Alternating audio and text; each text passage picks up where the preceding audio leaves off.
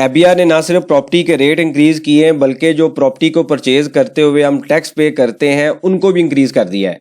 इसके साथ साथ जो 7E का टैक्स है उसको भी इंक्रीज कर दिया गया है।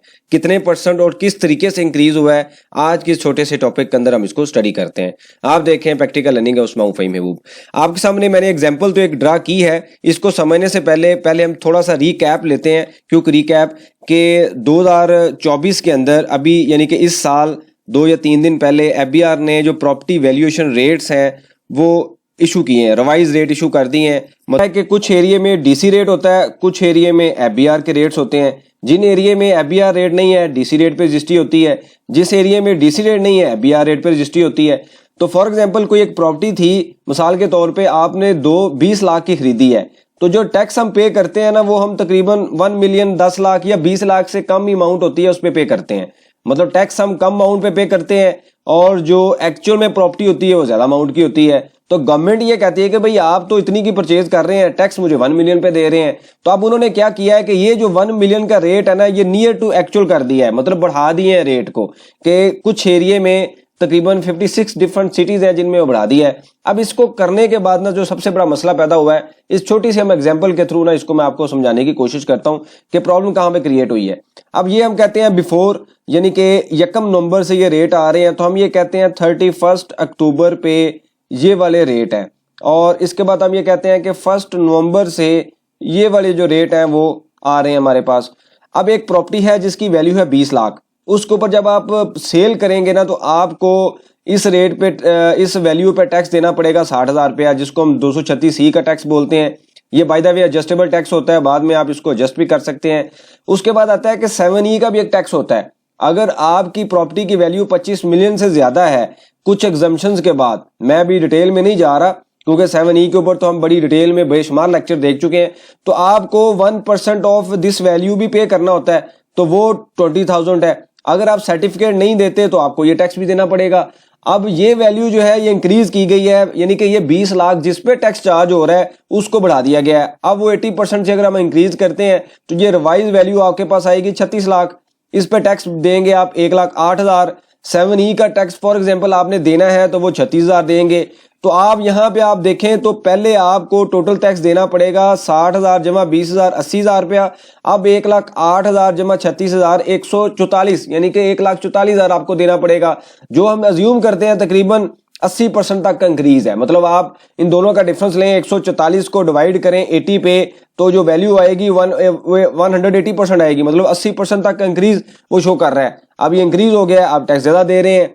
अब ये मसला ये है कि जब आप प्रॉपर्टी कोई 2000, अब इसमें सबसे बड़ी जो प्रॉब्लम है उसको समझ लीजिए कि 7E का टैक्स नॉर्मली तो हमने नहीं देना होता। अगर वैल्यू 25 मिलियन से कम हो तो फिर हम क्या करते हैं, हम सर्टिफिकेट देते हैं, सर्टिफिकेट के बेस पे हमें जो टैक्स है वो नहीं देना पड़ता।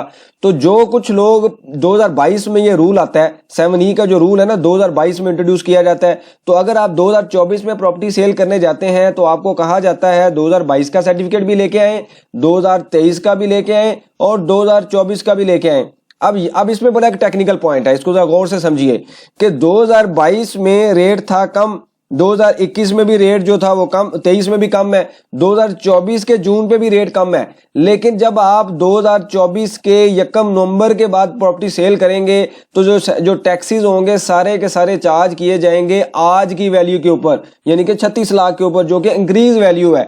तो प्रॉपर्टी आपकी पुरानी है लेकिन जो टैक्सेस आपको देने पड़ेंगे, स्पेशली जो 7E का टैक्स है वो आपको आज की वैल्यू के ऊपर देना पड़ेगा। अब 236C का जो K का टैक्स है वो तो हम अज्यूम करते हैं कि ठीक है आज की वैल्यू पे देना पड़ेगा। अब जो डीम्ड रेंटल इनकम है, मैंने जो डीम्ड इनकम की बात की गई है 7E सेक्शन के मुताबिक, ये तो पिछले सालों से अक्रू हो रही है, तो मुझे तो पिछले साल के मुताबिक टैक्स चार्ज होना चाहिए। अगर किसी वजह से मैं सर्टिफिकेट नहीं दे सका तो मेरे ऊपर 2022 का रेट चार्ज होना चाहिए, 2023 का चार्ज होना चाहिए, 2024 का 30 जून से पहले का रेट चार्ज होना चाहिए। लेकिन आपने इसके ऊपर भी जो टैक्स है आज की वैल्यू के ऊपर देना है, जो कि एक अच्छा खासा इंक्रीज हो गया है। तो आप देख लें कि अगर आपका प्रॉफिट है तो सारे का सारा वो टैक्सेस की फॉर्म में ही निकल जाएगा।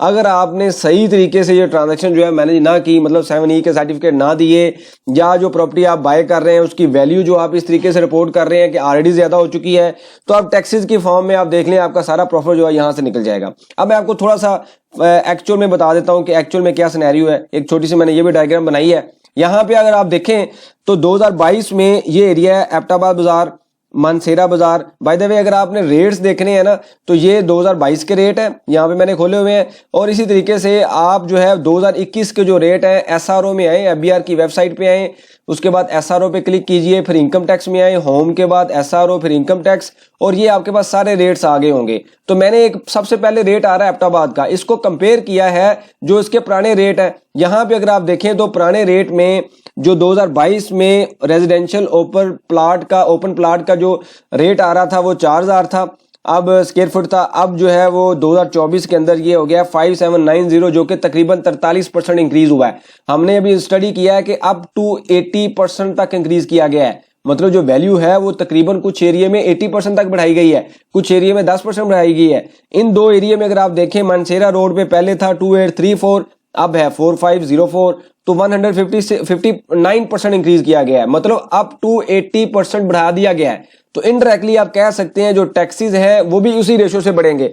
तो आज के इस लेक्चर में हमने जो स्टडी किया है वो यही है कि रेट बढ़ने के साथ साथ टैक्सेस भी बढ़ गए हैं। मतलब आप मेंटली प्रिपेयर हो जाएं कि जो प्रॉपर्टी आप परचेज कर रहे हैं ना, आपके टैक्स भी चेंज हो गए हैं सारे के सारे, क्योंकि रेट चेंज हो गए हैं। अगर आपके एरिया में भी रेट चेंज हुए हैं तो अब आपको इंक्रीज रेट के ऊपर टैक्स देना पड़ेगा। तो ये एक सिग्निफिकेंट चेंज है जो कि एफबीआर हर एक साल 2 साल के बाद ला रहा है। और कुछ एरिया में रेट डिक्रीज भी हुए हैं, प्रॉपर्टी डिक्रीज हुई है, कुछ एरिया में उन्होंने डिक्रीज भी की हैं, कम भी की हैं। ये नहीं कि सब में बढ़ाया है, कुछ एरिया में कम भी किया गया है। तो ये एक चेंज है। मैं दोबारा इसको कंक्लूड करता हूं कि जब प्रॉपर्टी वैल्यूएशन चेंज होती है तो 236C का या जो के का टैक्स है उसके साथ साथ 7E का जो टैक्स है वो भी चेंज हो जाता है, क्योंकि 7E का जो टैक्स है ये भी आपने फेयर मार्केट वैल्यू या एफबीआर रेट पे करना होता है अगर आप सर्टिफिकेट नहीं देते। 7E के ऊपर हम देख चुके थे कि कुछ प्रॉपर्टीज को निकालने के बाद बाकी प्रॉपर्टी की वैल्यू अगर 25 मिलियन से ज्यादा है तो आपने हर साल जो एफबीआर रेट्स हैं, फेयर मार्केट वैल्यू है, उसका 1% जो है वो पे करना होता है।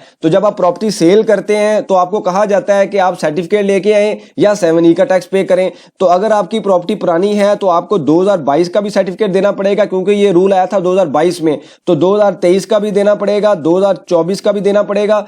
तो रेट अप्लाई करने के लिए टेक्निकली तो जो 2022 का रेट था ये अगर रेट अप्लाई होना चाहिए 1% इसका लेना चाहिए वैल्यू का, 2023 का लेना चाहिए, 24 का लेना चाहिए। लेकिन इस रूल के चेंज की वजह से चूंकि प्रॉपर्टी की वैल्यू बढ़ गई है तो जिस वैल्यू पे 236C या के चार्ज होगा उसी वैल्यू पे 7E जो है वो भी चार्ज होगा, जो कि टेक्निकली एक फ्लॉ है, एक टैक्स पेयर के साथ ज्यादती है कि वो टैक्स जो है वो क्यों दे, हालांकि उसने पिछले पीरियड में भी दिया हुआ है। तो ये एक सिचुएशन है, ये एक सिचुएशन क्रिएट हो रही है जिसके मुताबिक आपको टैक्स पे करना है और टैक्सेस में अच्छी खासी चेंज आ चुकी है। तो ये इसके ऊपर लेट्स सी कि आगे कोर्ट के अंदर क्या इसको चैलेंज किया जाता है, स्पेशली 7E के रूल्स को ऑलरेडी जो कि पेंडिंग है सुप्रीम कोर्ट के आगे। हो सकता है अभी उसके कुछ डिसीजन भी आना शुरू हो जाए, लग यही रहा है कि उसके ऊपर कुछ डिसीजन आएगा, लग यही रहा है कि उसके ऊपर एक्सपेक्टेड है कि जल्दी डिसीजन आएगा, क्योंकि अब केस थोड़ी जल्दी क्लोज होना शुरू हो गए हैं। अभी हाई कोर्ट से भी, सिंध हाई कोर्ट से भी डिफरेंट तरीके से जो इन्फॉर्मेशन मिल रही है कि केसेस को जल्दी क्लोज किया जा रहा है। तो ये कुछ एडिशनल इन्फॉर्मेशन थी जो टेक्निकली मैंने कोशिश की है कि आपसे एक्सप्लेन की जाए प्रैक्टिकली। इससे रेलेवेंट कोई सजेशन हो, क्वेश्चन हो, मेंशन कीजिए, इसके ऊपर हम डिस्कशन करेंगे ताकि जो लर्निंग का प्रोसेस है कंटिन्यू रहे। बहुत शुक्रिया, जज़ाकल्लाह।